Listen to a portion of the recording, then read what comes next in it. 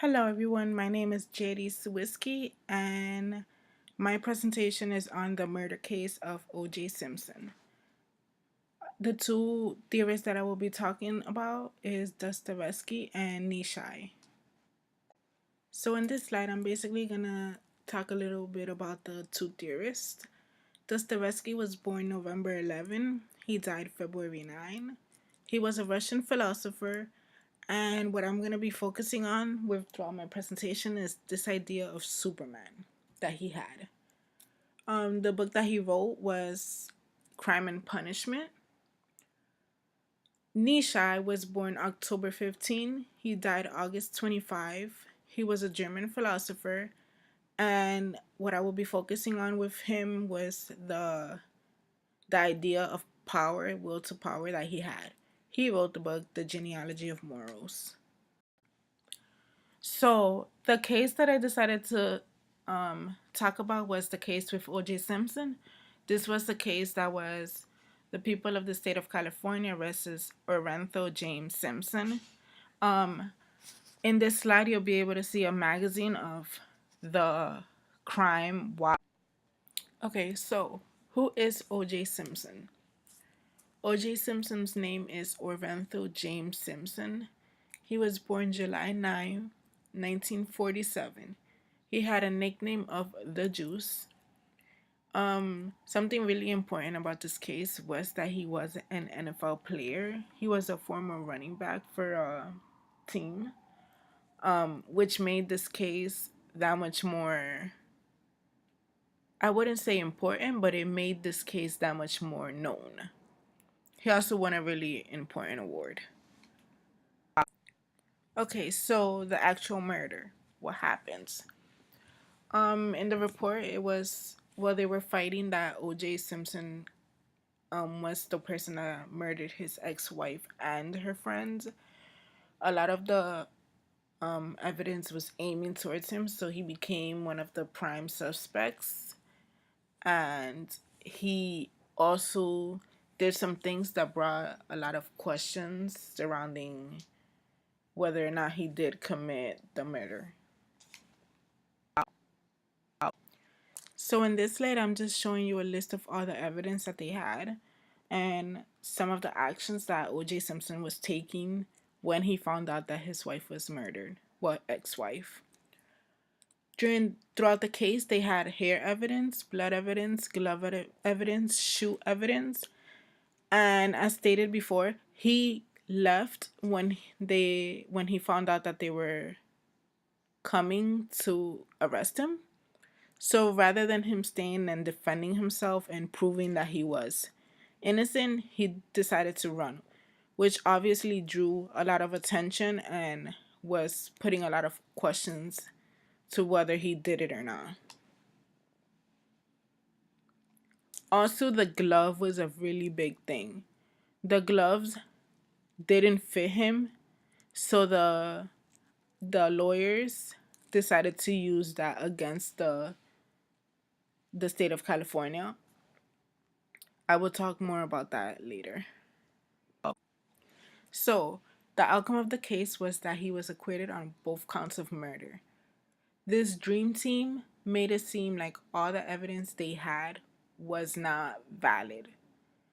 There's a reason why they named this group of lawyers the dream team, because they made something that seemed impossible happen. The last closing statement of this case was, if it doesn't fit, you must acquit. Johnny Corain. So the outcome for this case was that O.J. Simpson was acquitted on both counts of murder. The last closing statement of this case was, if it doesn't fit, you must acquit, by Johnny Cochran. This was really, really important, and it's actually a really famous saying, because the gloves that one of the evidence that was found was the gloves, and the gloves didn't fit, which means that for some reason he didn't commit the crime. Obviously, they named this group of lawyers the dream team because they made what seemed like the impossible become possible. And this is where the terms power comes into play, and when the term Superman would come into play, in which O.J. Simpson had various, I would say, symptoms of what the theorists would describe these terms as. So in this slide, I talk about the theorist and how it relates to the crime that I was investigating. And ultimately, I think about how O.J. Simpson fled the scene. He wasn't upfront about why the evidence were like misleading, or why the evidence they were looking at it wrong. Instead, he decided to leave, which draws a lot of questions. I do believe that O.J. Simpson felt like he was above the law, so he felt for that time that he wasn't gonna be able to get caught. So instead, he leaves. I do think that this would be kind of like the extraordinary person in which he can overcome things, and for some reason he thought this was okay, because there's has been um suspicion that he did commit the crime, although the results were not guilty. He also doesn't show any remorse, being that he talks about it so freely, and you know. So this case relates to Nishai because this was a form of power, I believe. Simpson used his NFL image to his benefit. He also was able to afford what we would call the dream team. Furthermore, I think that Nishai's theory on the words meaning different things also was a big case during this period. If they have stated that if this case was retried in today's society, the results would not be the same. So this is the end of my presentation.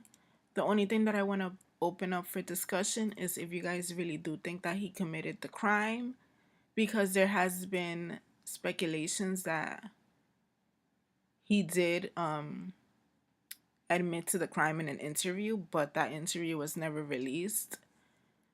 So what do you guys think?